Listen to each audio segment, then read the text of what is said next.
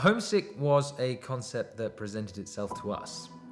When lockdown happened in the UK, I think we all had this extended free time, and we as a sort of creative team wanted to do something productive with that time. With Homesick, we threw around some ideas, and then it suddenly was, well, what better thing to make a film about than a global pandemic and a situation that we're all currently living in, and every single person in the audience who watches Homesick can relate to it. So when we first started drafting the story for this, it was very much a process of brainstorming in a group setting. So the major crew got together on a conference call and we started throwing around ideas that could be used in this lockdown-based story.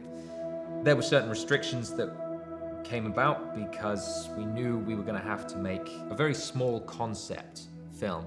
And so we very much early on had the key factors in place, things like single location, minimal cast, minimal crew. So although the story is contained in a small world, I think the greater themes resonate with a wider audience because there isn't anyone who hasn't been affected by the pandemic, by lockdown in some way or another. I also personally feel like we had a point to prove. You know, the creative arts industry has taken such a hit with this pandemic, and I feel like we really came together in all aspects of production and to sort of show the strength of the industry and to show that not even a global pandemic could stop us. When me and Sam Gashevsky, the writer, we sat down and Sam constructed the main narrative of the story, and then from that we were able to weave in all of these more complex, more adventurous ideas that came from the group creativity. So where Homesick started was a simple concept born out of a film that we wanted to make in lockdown, and then quickly developed into this psychological exploration of deep ideas and how mental health can be so greatly affected by isolation, solitude, and extended periods of loneliness. Ultimately, it's a film about lockdown, made in lockdown.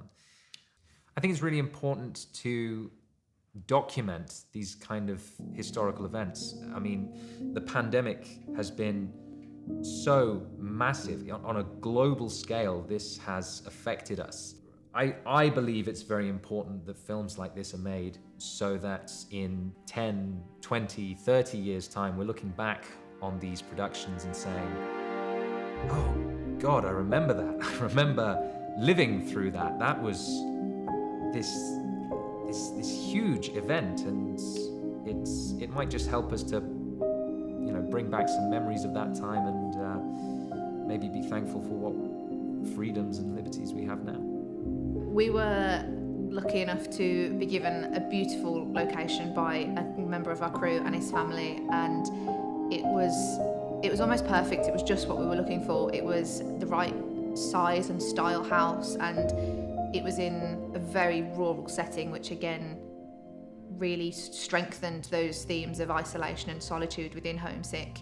And it was perfect for us. You know, we bubbled there, we lived there as a cast and crew. So working in this restricted setting, we had a minimal amount of characters. There's only ever 2 characters per scene, and that was very much done deliberately to work with the limits that we had shooting around COVID restrictions.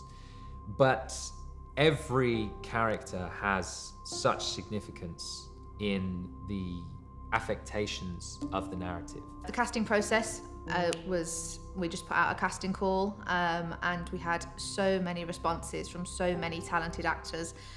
It was actually quite difficult to go through all of their applications and their self-tapes, and I think it goes back to that saying of when you know, you know. So, the way that Samuel, Zoe and Kevin all filmed their self-tapes just it got the part for them just like that because they were the characters. Starting with the social worker who appears at the beginning of the film, this wonderful, dutiful carer who is coming in with this motherly instinct that wants to care for this potentially vulnerable young man, but also understanding that she needs to keep a distance from him. I think having her appear at the start of the film helps us to establish the sort of expectations that you have of the world that he exists in, which is the lockdown world. And Zoe Cunningham, who plays the social worker, did a marvelous job of balancing that dutiful nature with the motherly presence about her. And she's wonderful. After that, we have the mother and the girlfriend.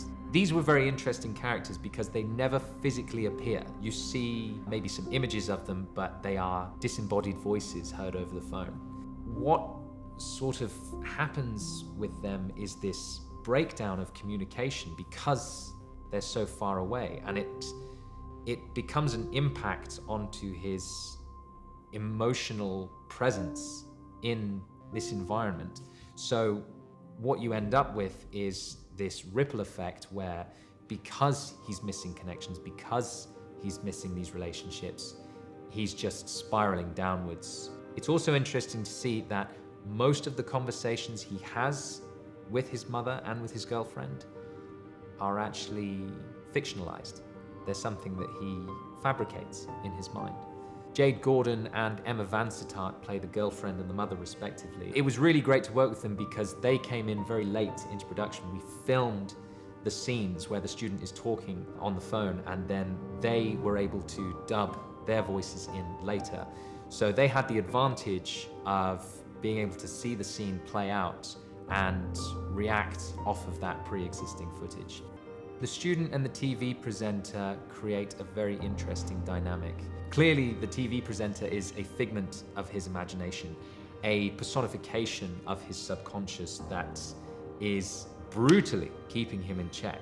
The way we shot that was actually in reverse because we shot the whole film in reverse. So in chapter 5, when the TV presenter appears physically in front of the student, I had this lovely back and forth with Kevin that was really satisfying to shoot because it was one of the earlier scenes that we captured. And Kevin did a marvelous job of controlling the room with his character.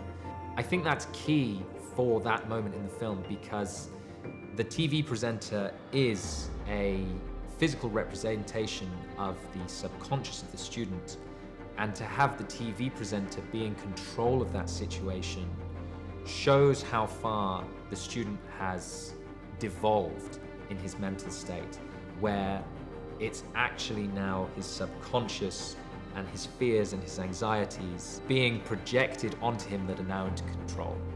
And that's what leads us to the final climax of the film. I came across the project through my agent who got me in for a self-tape, thankfully. It was one of the more enjoyable auditions and self-tapes that I've done. I quite like to go all in with my self-tapes. I like to get costume involved, really do some sort of character work into it, and thankfully on this occasion it really paid off. But one thing that really jumped out at me with this self-tape was just how much you could delve into the character from this one piece of text, which was just a joy as an actor to sort of really get into. For me, the thief, I felt like I connected with the character quite instantly. There was a lot of clues in the text about who he was, how he felt about things, and what he'd been through.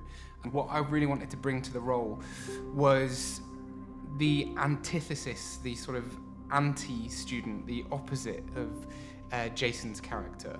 As the thief is one of the main antagonists of the student, he comes in and he really shakes up the film. He really sort of invades the main character's space. So I wanted that sort of jarring to be visual and really apparent in the way that I spoke, in the way that I moved, in the way that I acted. And so I wanted to bring this sort of almost animalistic aspect to the character. Working with Samuel Lawrence was an incredible pleasure for me. Sam understood the character so thoroughly and so in depth. His preparation was just untouchable. And when he came to set, he very much had a strong idea of what he was going to do with the thief, but was also very open to me giving him influence and direction. As the actor working opposite Samuel, it was very easy to read each other. When Samuel was performing, I would just give him the freedom to move and do what he wanted to do with the character. Samuel came in with this understanding that the thief is more than just an antagonist.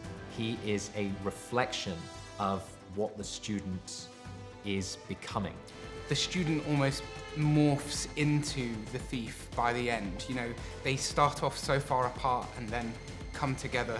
And in those closing shots, when you watch the student walking across the fields, you know, he's almost dressed similar to the thief, and he starts to take on some of those mannerisms, some of those way of thinking, some of that sort of desperation. I think that's really interesting. In terms of acting the role during the shoot days, it was a lot of fun.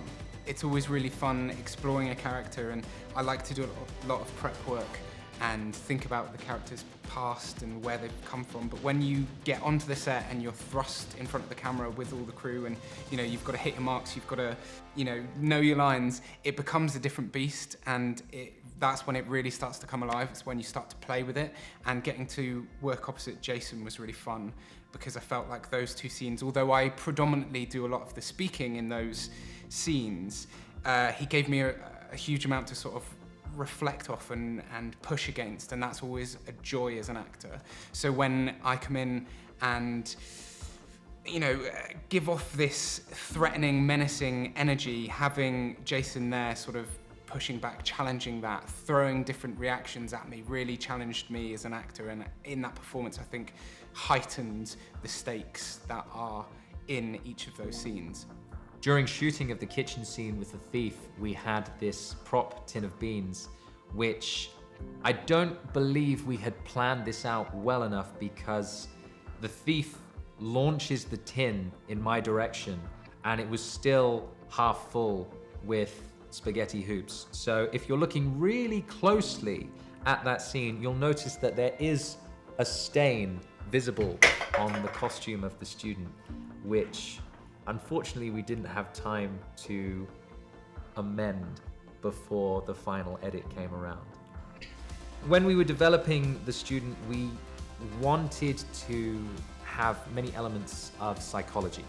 It was important to us that we hit on the mental effects that isolation has on an individual. So part of the development of the psychology of the student is represented in his appearance. So he starts the film very clean shaven, very put together, and then by the end of it, he's this long-haired, bearded mess, which is sort of a physical representation of where he's at emotionally.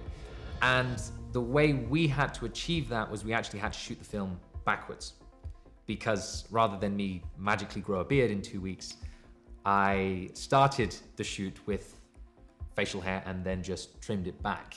And the last few days of shooting were focused on getting the very first scenes of the movie. That was certainly a challenge from an actor's perspective, to get yourself into the mentality of the climax of your character and then work backwards to your starting point, and to make it feel like it's existing in a continuity. But we managed to achieve that, and I think the only reason we were able to achieve that is with great assistance from all of the crew and my assistant director, Emily, and obviously having a thorough plan of everything that was happening in the story. Being the director means that I was so well versed in every hit point of the film, which meant I had my own mental references to allow myself to work backwards. It was my first time working with an actor-director, and it was really interesting and exciting to be part of. I think for me, it was quite intimidating coming in and knowing that my scene partner was also the person calling the shots, just because I hadn't worked in that way before, but it couldn't have been further from the truth. Jason was so generous in terms of letting me bring my own interpretation to the character, letting me have the space to put my stamp on it, whilst also giving me some really interesting and in-depth and intricate notes that really helped bring the character and the scene pacing alive. And I think that's a testament to his ability to, one, be there in the moment as an actor, but then immediately to be able to step out of that and think from a more technical point of view and from a directorial point of view, and just to give those small nuanced notes that would help elevate things. I think there's a very distinct visual style in Homesick. I began pre-production by creating a visual Bible for myself, a large sketchbook of storyboards, which I was able to reference constantly while shooting on location. That became our best tool. Working with Callum John, the director of photography, it was far easier for me to say, you know, this is what I want, and show an example of that, rather than give an in-depth description. So what's really satisfying at the end result is going back to that visual Bible and seeing side by side those identical sketches with the identical frame. So the visual style that we used in Homesick was somewhat unorthodox. We used a lot of still shots with extended action. Lockdown had this heavy sense of time passing, and when you watch the film, a lot of what you see on screen is just the student existing in the house. Sometimes he's just exercising, sometimes he is just eating, sometimes he's just singing while making his dinner. And although it seems somewhat uncomfortable, it's a reflection of how lockdown was an incredibly uncomfortable, extended period of time. So once everything was in the can, we had the long and arduous task of assembling the film together. Tom Payne, our editor, did a marvelous job of creating the overall structure of the film. Part of that pacing is understanding the natural rhythm of the action that's happening on screen. We wanted to push the length of scenes, to extend them to the point where you feel somewhat uncomfortable about what you're experiencing, but everything had significance. Every second was purposefully placed into the film so that you, as an audience, are experiencing the weight of time passing in this film, but the shot will cut just in time so that you are keeping track of everything that's happening on screen. Chaz Harrington, who did the color grade for this film, did an excellent job at establishing the mood from the very first scene. There's a kind of neutral clarity in the light that gives you this sense of sterileness. There is a distinct coldness in the colors that you see without them feeling like a winter palette. I really enjoyed working with Chaz because he has this great understanding of light and shadow, and the way that he constructs color really offsets the mood so beautifully that before you even get into the main story arc, you understand how this film is going to feel and what your expectations are when you experience it.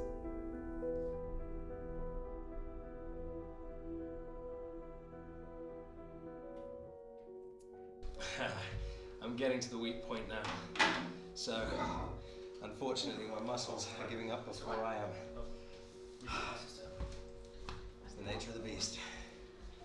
I was willing to put myself into situations where we could do something a little more interesting if I was willing to embrace a bruise or two. The stairwell scene was definitely the most terrifying to film.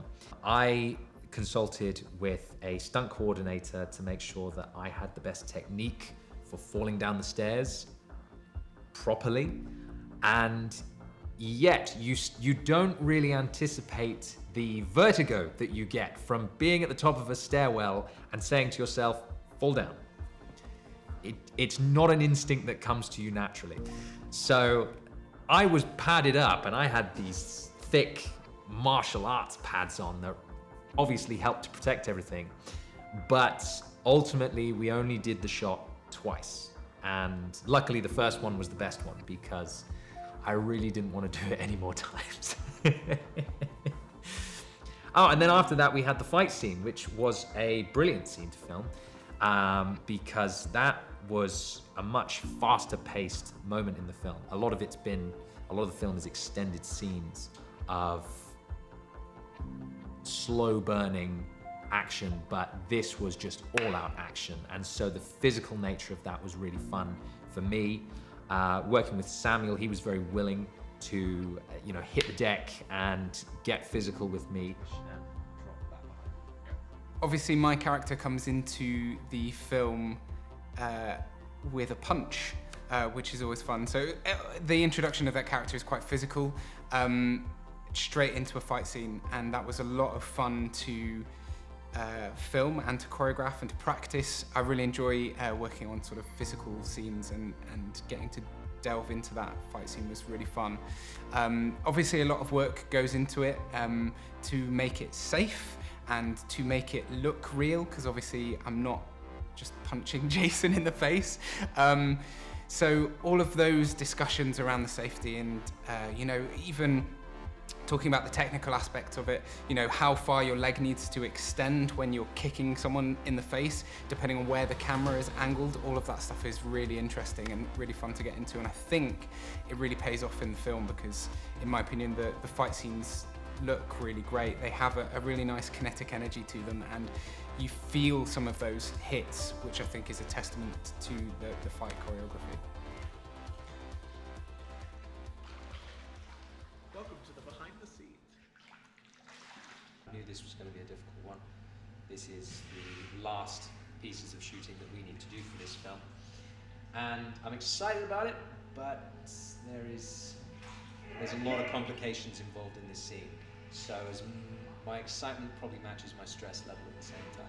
We had this swimming pool that we were allowed to shoot in for the day. What was really fun about that was getting to experience shooting underwater with this incredibly clever camera rig.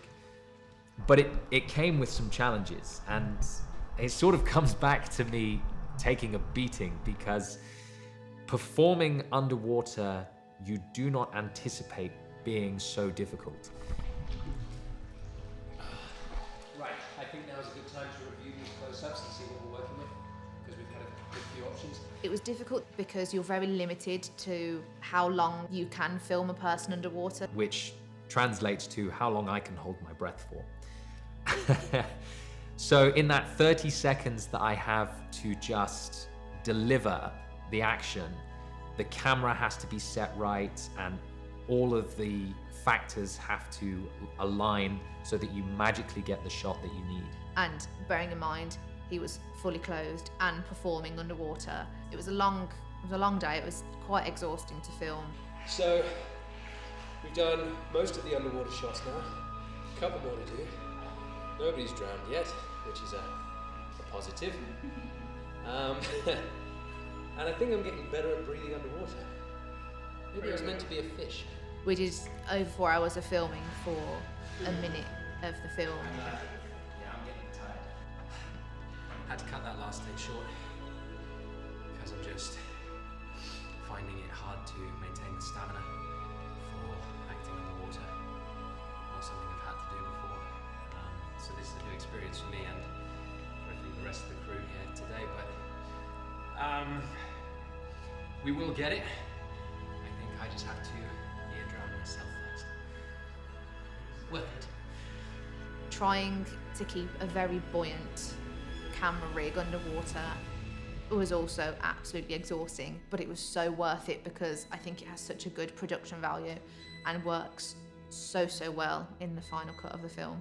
the visuals were so powerful and so stunning and unlike anything we've achieved before as filmmakers. So despite the physical exertion and despite the amount of effort that it took, all of it was so worth it. And if anything, I would love to do it again and go further with it. Later on in the film, the student is thrown into another nightmare, this anxiety-induced dream where, again, he is being chased by all of these burglars that are trying to enter the house, and he ends up trapped in the bathroom where he lands in a bathtub, which is suddenly filled with water. And in that moment, these very eerie hands come up and drag him below the surface. So, keeping with the theme of water, there is also this theme of drowning. The bathtub itself was a construction that was designed by Emily Stanley, our producer. We managed to source a bathtub, which we then cut holes into the side of, which gave the crew the ability to reach inside from underneath the surface of the water and burst from the surface and take hold of the student and effectively drag me under. So I'm going to be looking directly in the lens for this.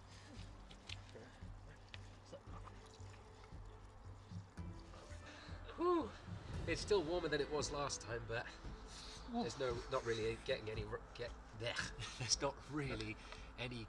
round. I don't make any sense. I think our reason for reshoots is you take a look at something, and as much as you think you've done it well on the day, you get it in post-production, you have a look at it and you go, we can improve upon that. And if you can improve upon it, you absolutely should, because ultimately the reason that you do reshoots is to improve the experience for the audience. And that's the only reason we do it, isn't it? It's just for the audience enjoyment. It's not for me. I wouldn't deliberately put myself in the bath twice, just for my sake, you know, this is for the audience. So everyone watching at home, you're welcome.